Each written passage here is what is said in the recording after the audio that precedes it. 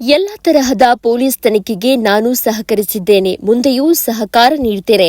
ಒಟ್ಟಾರೆ ಈ ಸರ್ಟಿಫಿಕೇಟ್ ನೀಡಿರುವುದಕ್ಕೂ ನನಗೂ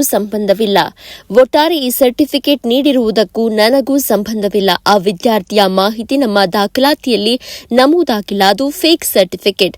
ನಮ್ಮಲ್ಲಿ ಲಭ್ಯವಿರುವ ಎಲ್ಲ ದಾಖಲೆ ಹಾಗೂ ಮಾಹಿತಿಯನ್ನ ಪೊಲೀಸ್ ಅಧಿಕಾರಿಗಳಿಗೆ ನೀಡಿದ್ದೇನೆ. ಇಂದು ಆರೋಪಿ ನಾಗರಾಜ್ನನ್ನ ಪೊಲೀಸರು ಅಧಿಕಾರಿಗಳು ಸಾರ್ವಜನಿಕ ಆಸ್ಪತ್ರೆಗೆ ಕರೆದುಕೊಂಡು ಬಂದು ಸ್ಥಳ ಮಹಜರ್ ನಡೆಸಿದ್ದಾರೆ. ನನಗೂ ಆ ಸರ್ಟಿಫಿಕೇಟ್ಗೂ ಯಾವುದೇ ರೀತಿಯಾದಂತಹ ಸಂಬಂಧ ಇಲ್ಲ. ಡಾಕ್ಟರ್ ಬಾಬು ರಾಜೇಂದ್ರ ಪ್ರಸಾದ್ ಕೆಆರ್, ಮುಖ್ಯ ವೈದ್ಯಾಧಿಕಾರಿಗಳು, ಶಿರಾ ಸಾರ್ವಜನಿಕ ಸರ್ಕಾರಿ ಆಸ್ಪತ್ರೆ.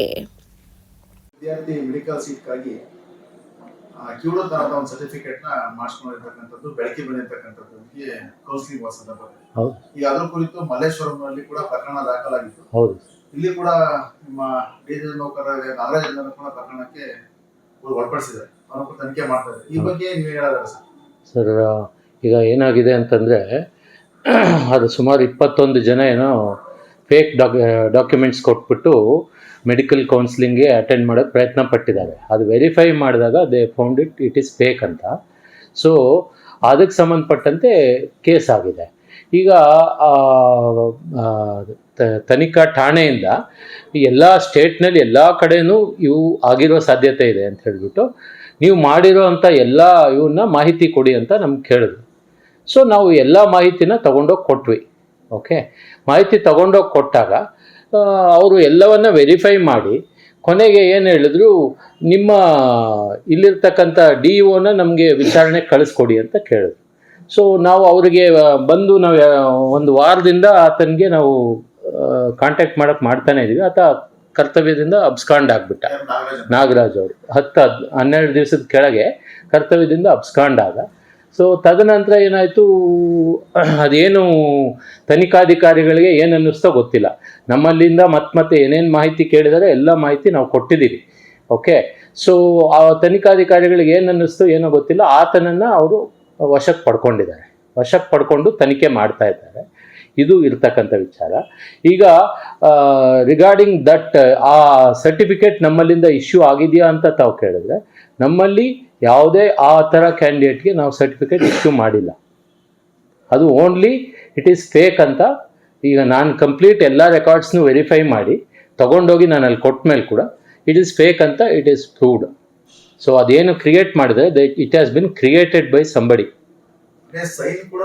ಫೇಕ್ ಮಾಡಿದ್ದಾರೆ. ಸೈನ್ನ ಸ್ಕ್ಯಾನ್ ಮಾಡಿ ಅಪ್ಲೋಡ್ ಮಾಡಿದ್ದಾರೆ. ಅದು ಸ್ಕ್ಯಾನ್ ಮಾಡಿಬಿಟ್ಟು ಅಪ್ಲೋಡ್ ಮಾಡಿಬಿಟ್ಟು ಅದನ್ನು ಇದಕ್ಕೆ ವೆಬ್ಸೈಟ್ಗೆ ಪುಷ್ ಮಾಡಿಬಿಟ್ಟು ಮಾಡಿದ್ದಾರೆ. ಇದು ಸ್ಟೇಟ್ ಲೆವೆಲ್ನಲ್ಲಿ ಇರ್ತಕ್ಕಂಥ ಒಂದು ಜಾಲ. ಸೊ ಸುಮಾರು ಜನ ಇದ್ದಾರೆ ಅಂತ ನಮಗೆ ತಿಳಿದ ಮಾಹಿತಿ. ನಮ್ಮನ್ನೆಲ್ಲರನ್ನೂ ವಿಚಾರಣೆ ಕರೆದಿದ್ರು. ನೀವು ಕೊಟ್ಟಿರೋದು ಏನಿದೆ, ರಿಜಿಸ್ಟ್ರ್ ಕೊಡಿ, ಎಲ್ಲ ಕೊಡಿ ಅಂತ ಕೇಳಿದ್ರು. ನಾವೆಲ್ಲ ತಗೊಂಡೋಗಿ ಪ್ರೊಡ್ಯೂಸ್ ಮಾಡಿ ಇದನ್ನು ಆ ಪರ್ಟಿಕ್ಯುಲರ್ ಕ್ಯಾಂಡಿಡೇಟ್ದು ಇಲ್ಲಿ ಏನೂ ಇಲ್ಲ ಸರ್ ಎಲ್ಲ ತೋರಿಸಿ ನಾವು ಎಲ್ಲ ದಾಖಲೆ ಸಮೇತ ವಿವರಿಸಿ ಬಂದಿದ್ದೇವೆ. ಅಂದ್ರೆ ಅಲ್ಲ ಜಯದೇವ್ ಅಂತಕ್ಕಂಥವ್ರು ಬಂದೇ ಇಲ್ಲ. ನಮ್ಮಲ್ಲಿಂದ ಅವ್ರ ಫೈಲ್ ಕ್ರಿಯೇಟೇ ಆಗಿಲ್ಲ. ಫೈಲ್ ಕ್ರಿಯೇಟ್ ಏನು ನನಗೇನು ಗೊತ್ತದು, ಬಿಕಾಸ್ ಆತ ಯಾರೋ ನನಗೆ ಅದು ಮಾಹಿತಿ ಇಲ್ಲ.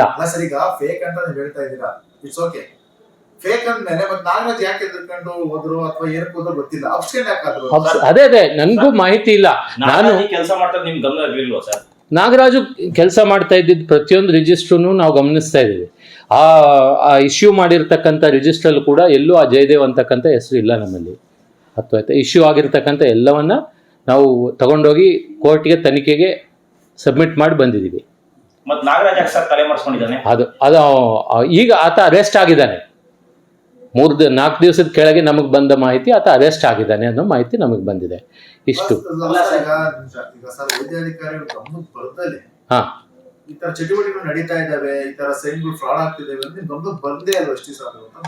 ಈಗ ಚಟುವಟಿಕೆ ಫ್ರಾಡ್ ಮಾಡಿದ್ದಾನೆ ಅನ್ನೋದನ್ನ, ನಾನು ಫ್ರಾಡ್ ಮಾಡ್ತಿದ್ದಾನೆ ಅನ್ನೋದು ನನ್ನ ಒಂದು ಸ್ವಲ್ಪ ನನಗೆ ಅನುಮಾನ ಬಂದಾಗಲೇ ನಾನು ಎಲ್ಲ ರಿಜಿಸ್ಟರ್ಸ್ನು ಚೆಕ್ ಮಾಡಿದೆ. ಆಯ್ತಾ. ಎಲ್ಲ ರಿಜಿಸ್ಟರ್ಸ್ನು ಚೆಕ್ ಮಾಡಿ ಎಲ್ಲ ಸರಿಯಾಗಿದೆ ಅಂತ ನಾನು ಕನ್ಫರ್ಮ್ ಮಾಡ್ಕೊಂಡೆ. ಕನ್ಫರ್ಮ್ ಮಾಡ್ಕೊಳ್ಳೋ ಹೊತ್ತಿಗೆ ಮತ್ತೆ ನಮಗೆ ಅಲ್ಲಿಂದ ಕರೆ ಬಂತು, ಈ ಥರ ಹಿಂಗಾಗಿದೆ, ನೀವು ಏನು ದಾಖಲಾತಿ ಇದೆ ಎಲ್ಲ ತೊಗೊಂಡು ಬನ್ನಿ ಅಂತ. ನಾನು ದಾಖಲಾತಿ ತೊಗೊಂಡೋಗಿ ಪ್ರೊಡ್ಯೂಸ್ ಮಾಡಿ ಬಂದೆ. ಇಷ್ಟು ಸರ್. ಸರ್ ನೀವು ಒಟ್ಟಾರೆ ಹೇಳ್ಬೇಕು ಅಂದ್ರೆ ನಾಗರಾಜ್ಗೂ ಇದಕ್ಕೂ ಸಂಬಂಧ ಇಲ್ಲ ಅಂತ ನೀವು ಹೇಳ್ತೀರಾ? ನಾನು ಆ ಥರ ಹೇಳಲ್ಲ ಸರ್. ನಾಗರಾಜ್ಗೆ ಈಗ ಏನಾಗಿದೆ, ಇಲ್ಲಿ ನಮ್ಮಲ್ಲಿಂದ ಇಶ್ಯೂ ಆಗಿರ್ತಕ್ಕಂಥದ್ದು ಜಯದೇವ್ ಅಂತಕ್ಕಂಥ ಯಾವುದೇ ಒರಿಜಿನಲ್ ರೆಕಾರ್ಡ್ಸು ನಮ್ಮಲ್ಲಿಲ್ಲ. ಒರಿಜಿನಲ್ ಇನ್ನೆಲ್ಲ ಪೇಷಂಟ್ಸ್ದು ನಾವು ಯಾವುದೇ ಕಾರ್ಡ್ UDID ಕಾರ್ಡ್ ಕೊಟ್ಟರು ಕೂಡ ಅದಕ್ಕೆ ಸಂಬಂಧಪಟ್ಟ ಪ್ರತಿಯೊಂದು ದಾಖಲಾತಿನೂ ನಾವು ಮೇಂಟೈನ್ ಮಾಡ್ತೀವಿ. ಸರ್, ಈಗ ಯಾರೇ ಒಬ್ಬರ ಅಂಗವಿಕಲತೆ ಅಥವಾ ವಿಶೇಷಚೇತನ ಯಾರೇ ಬಂದ್ರು ಕೂಡ ಸರ್ಟಿಫಿಕೇಟ್ ಇಶ್ಯೂ ಮಾಡ್ಬೇಕಾದ್ರೆ ಕೆಲವೊಂದು ಡಾಕ್ಯುಮೆಂಟ್ಸ್ ನ ನೀವು ತಗೊಳ್ತೀರಾ? ಹೌದು ಹೌದು. ಆ ಥರದ್ದೇನು ಇಲ್ವಾ? ಅವರು ಜಯದೇವ್ ಅವ್ರದ್ದು ಏನೂ ಇಲ್ಲ, ಆ ಥರದ್ದು ಯಾವ ದಾಖಲಾತಿನೂ ಇಲ್ಲ. ಅಂದ್ರೆ ಕಂಪ್ಲೀಟ್ ಸರ್ಟಿಫಿಕೇಟ್ ಕೊಟ್ಟಿರೋದು ಫೇಕ್. ಹೌದು ಸರ್. ನೀವು ತನಿಖೆಗೆಲ್ಲ ಸಹಕರಿಸ್ತಾ ಇದ್ದೀರಾ? ಖಂಡಿತ. ಅವ್ರು ಕರೆದಾಗೆಲ್ಲ ಹೋಗಿ ಅವ್ರು ಕೇಳಿದ ಎಲ್ಲ ದಾಖಲಾತಿಗಳನ್ನು ಸಬ್ಮಿಟ್ ಮಾಡಿ ನಾವು ಎಲ್ಲ ರೀತಿಯಲ್ಲಿ ನಾವು ತನಿಖೆಗೆ ಸಹಕರಿಸ್ತಾ ಇದ್ವಿ. ಅದರಲ್ಲಿ ಯಾರು ಆರೋಪಿಗಳು ಯಾರು ಏನು ಅನ್ನೋದು ತಮಗೆ ಕಂಪ್ಲೀಟಾಗಿ ಮಾಹಿತಿ ಇರುತ್ತೆ. ನಾನೇನು ಅದನ್ನೇ ಹೇಳಬೇಕಾಗಿಲ್ಲ, ಆಯಿತಾ. ಸೊ ಇದು ನಮ್ಮಲ್ಲಿಂದ ಏನು ಇಶ್ಯೂ ಆಗಿದೆ.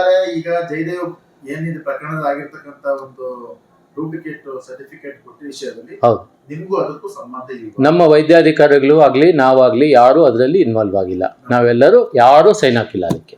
ಇನ್ನೊಂದು ಅದೇ ನಿಮ್ಮ ಈ ಒಂದು ಅವರು ಈ ಕೃತ್ಯ ಆಗಿದೆಯಲ್ಲ, ಆಗಿದ್ಮೇಲೆ ಬೇರೆಯವರು ಅದೇ ತರ ಆಗಿರ್ಬೋದು ಅಂತ ಇಲ್ಲಿ ಈಗ ಅದನ್ನು ಎಲ್ಲ ಇನ್ವೆಸ್ಟಿಗೇಷನ್ ಮಾಡ್ತಾ ಇದ್ದಾರೆ.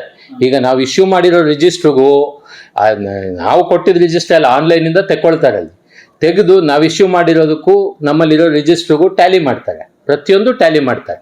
ನಾವು ಕೊಟ್ಟಿರೋದೆಷ್ಟು, ಇಲ್ಲಿ ಬರ್ಕೊಂಡಿರೋದೆಷ್ಟು, ನಿಜನ ಫೇಕಾ ಎಲ್ಲ ಅವ್ರು ಮಾಡ್ತಾರೆ. ಎಲ್ಲ ಇದೆ, ಎಲ್ಲ ನಾವು ತಗೊಂಡೋಗಿ ಸಬ್ಮಿಟ್ ಮಾಡಿ ಬಂದಿದ್ದೀವಿ. We have given it to the court. ಹೌದು, ಈ ದಿವಸ ಬಂದು ಸ್ಥಳ ಮಾಜರು ಕೂಡ ಮಾಡ್ಕೊಂಡೋದ್ರು. ಅವನನ್ನು ಕರ್ಕೊಂಡ್ಬಂದು ನೀನು ಎಲ್ಲಿ ವರ್ಕ್ ಮಾಡ್ತಾ ಇದ್ದೆ ಏನು ಅಂತ ಸ್ಥಳ ಮಾಜರ್ ಮಾಡ್ಕೊಂಡೋದ್ರು. ಹೌದು ಸರ್, ಹೌದು ಸರ್. CCTV ಅದು 25/2 ಏನೋ ಫೆಬ್ರವರಿನಲ್ಲಿ ಆಗಿರೋದು. ನಮಗೆ CCTV ಒಂದು 10 days ಬ್ಯಾಕಪ್ ಇರುತ್ತೆ ಅಷ್ಟೇ. ಅದ್ರ ಮೇಲೆ